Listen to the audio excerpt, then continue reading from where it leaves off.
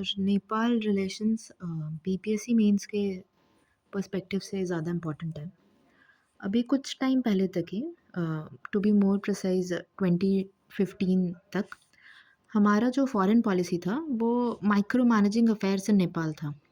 और at present जो नेपाल की इक्वी डिस्टेंट पॉलिसी है, we are kind of not okay with it. हम चाहते हैं कि वो इंडिया को प्रायोरिटाइज़ करे। और सिचुएशन ऐसा है हमारा चाइना के साथ जो सिक्योरिटी डिलेमा है कि we don't want to have a standalone policy with Nepal, rather we look at it from China's prism. इसके इंट्रोडक्शन के लिए बहुत सही लाइन है, ये मोदी का एक कोट है, हमारे प्राइम मिनिस्टर का कोट है कि religious and cultural ties between India and Nepal are very old and very strong. तो दोनों कंट्री को ऐसे काम करना चाहिए कि उनका रिलेशनशिप नेक्स्ट लेवल पे जाए, एकदम हाइट ऑफ द हिमालयस पे। सिग्निफिकेंस इंडिया नेपाल रिलेशंस का, पहले तो वाटर रिसोर्स, ये हाइड्रो पावर इलेक्ट्रिसिटी में है, जैसे कोसी अग्रीमेंट, गंडक अग्रीमेंट और महाकाली अग्रीमेंट हो रखा है। फिर एनर्जी में भी जॉइंट विजन स्टेटमेंट है, power sector cooperation, cross border petroleum pipeline और हाइड्रो इलेक्ट्रिक प्रोजेक्ट्स। और कनेक्टिविटी प्रोजेक्ट्स में है कि रक्सौल जो अपने बिहार के ईस्ट चंपारण में है, रक्सौल और काठमांडू में रेलवे प्रोजेक्ट है, वो इलेक्ट्रिक प्रोजेक्ट है। और BBIN जो हुआ बांग्लादेश, भूटान, बांग्लादेश, इंडिया, नेपाल का कनेक्टिविटी प्रोजेक्ट। कल्चरल टाइज भी हमारी बहुत स्ट्रांग है नेपाल के साथ। रोटी बेटी का नाता ऐसा बोला जाता है, मतलब cross dining and cross marriage. और इंडिया में मतलब सोसाइटी में ऐसा प्रॉब्लम है कि कास्ट के बेसिस पे डाइनिंग को भी एक क्या टैबू या kind of not acceptable historically माना जा रहा था। और इंडिया नेपाल में अगर क्रॉस डाइनिंग हो रहा है, मतलब ये काफ़ी सिमिलैरिटीज़ दिखाना चाह रहा है कि हमारी कल्चरल लिंकेजेस, रिलीजन, लैंग्वेज, सब वेज ऑफ लाइफ सब बहुत सिमिलर है, ये बताना चाह रहा है इस लाइन से। फिर मिलिट्री एक्सरसाइज में, डिफेंस में हमारे पास सूर्यकिरण एक्सरसाइज होता है। और यही 2015 वाली जो ये थोड़ा सेटबैक हो गया था, अनऑफिशियल इकोनॉमिक हेडविंड्स जो थे, उसको नॉर्मलसी में वापस रीस्टोर करने के लिए बायलैटरल टाइज को इंडिया की तरफ से जो इनिशिएटिव्स हैं वो, जैसे 6th India Nepal joint commission meeting, ये cooperation power, oil, gas, water resources, tourism में। Operationalization of cross border rail link, Jaynagar जो मधुबनी में है, मधुबनी डिस्ट्रिक्ट में अपने, और कुर्था नेपाल में, इनके बीच एक क्रॉस बॉर्डर रेल लिंक है।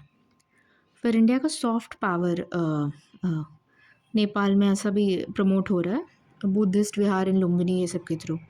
और high impact community development projects, जैसे नेपाल में हॉस्पिटल, स्कूल्स, कॉलेजेस, ये सब बनवाना। हमारे strong people to people ties है। रीजनल कनेक्ट हमारा ये बुद्धिज़्म, हिंदुइज़्म से है। लुम्बिनी लॉर्ड बुद्धा का बर्थ प्लेस है। जनकपुर जो नेपाल में, वो लॉर्ड गॉडेस सीता से काफ़ी रिलेटेड है। और लिंग्विस्टिक कनेक्ट भी है कि नेपाली, मैथिली, भोजपुरी, ये सब जो मैक्सिमम बोली जाने वाली नेपाल में लैंग्वेजेस हैं, वो अपना ओरिजिन ट्रेस करती है संस्कृत, हिंदी और पाली में। और पॉलिसी ऑफ ओपन बॉर्डर्स है, ये नेपाल में एक इकॉनमी बूस्ट करने का फैक्टर भी, उनको जॉब्स प्रोवाइड करने में ये ओपन बॉर्डर पॉलिसी बहुत इम्पॉर्टेंट रोल प्ले करती है। नेशनल ट्रीटमेंट, हम दोनों इंडिया और नेपाल सिटीजन्स में नेशनल ट्रीटमेंट रहता है। जियोग्राफिकली भी कनेक्टेड है हम काफ़ी ज़्यादा। तो इसलिए ना, एक स्कॉलर है SD मुनी, उनका स्टेटमेंट है कि India Nepal, both this countries are located in each others intestine.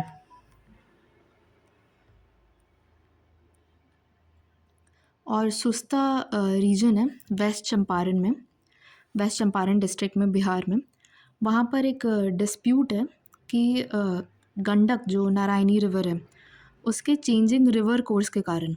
और दूसरा एक नेपाल के साथ जो डिस्प्यूट है, काला पानी डिस्प्यूट, वो रिवर काली के ओरिजिन के ओवर है कि इंडिया मानता है कि लिपू लेक है ओरिजिन, और नेपाल के पर्सपेक्टिव में लिपू लेक के नॉर्थ वेस्ट में लिम्पियाधुरा है जिसे ओरिजिन मान रहे हैं।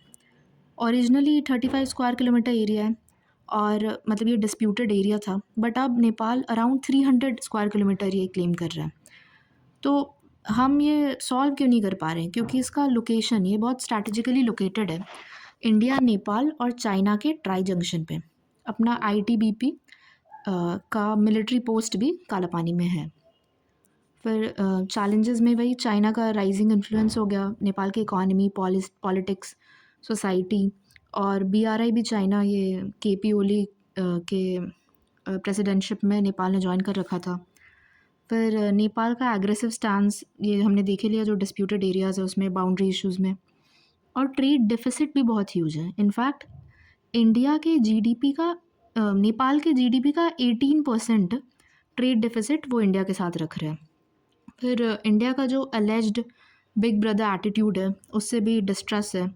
और treaty of peace and friendship of 1950, ये एक्चुअली उस टाइम में नेपाल के साइड से मोनार्की था ना, जो मोनार्क्स थे उधर रानाज थे, जैसे इंडिया में पेशवाज होते वैसे, तो उनके साथ ये साइन ट्रीटी है आर्म्स इंपोर्ट और बॉर्डर्स और भी सारे चीज़ें के ऊपर। So kind of those Ranas don't give that much legitimacy to this treaty. काफ़ी टाइम से ये पेंडिंग है इसका रिवीजन। 2016 में एक जॉइंट कमेटी भी बनी थी, बट उसका रिपोर्ट अभी तक नहीं आ पाया है, उस पर अभी चेंजेस होने बाकी है। और अनरिस्ट्रिक्टेड क्रॉस बॉर्डर मूवमेंट है, ये नेपाल के डोमेस्टिक इंडस्ट्री लॉ ऑर्डर को अफेक्ट करता है, बट ये क्रॉस बॉर्डर मूवमेंट जॉब्स को बहुत हेल्प भी करता है। नेपाली यूथ्स बहुत जॉब भी ले पाते हैं इंडिया में इस वजह से आके। फिर वे फॉरवर्ड में है कि economic cooperation, multi modal connectivity पे ध्यान दे ज़्यादा, मल्टीलैटरल फोरम्स जो है जिसमें नेपाल हमारा जिसमें इंडिया नेपाल दोनों है, तो जो उनके कॉमन इंटरेस्ट सर्व कर रहे हैं जैसे BBIN, बिम्स्टेक, नाम, सार्क, ये सब को यूटिलाइज़ करें। पीपल टू पीपल लिंक्स को लेवरेज करें कि mutually productive, it's stable state to state relationship हो। और जो ये 1950 की ट्रीटी थी, पीस एंड फ्रेंडशिप की ट्रीटी, उसे रिविज़िट करें। और ये फोर्सफुल बफर ना बनाए नेपाल को चाइना के अगेंस्ट, इनफैक्ट एक विलफुल बफर बनाने का ट्राई करें। फिर इसके कंक्लूजन में है सी राजा मोहन, ये एक जर्नलिस्ट है, ये भी स्कॉलर है, ये न्यूज़पेपर्स ये सब में लिखते हैं काफ़ी। तो इनका एक कोट है कि इंडिया के लिए नेपाल पुण्य भूमि है, नेपाल सेक्रेड जोग्राफी है, वो living repository of the sub continent spiritual heritage, जैसे बुद्धिज्म में या गॉडेस सीता से रिलेटेड।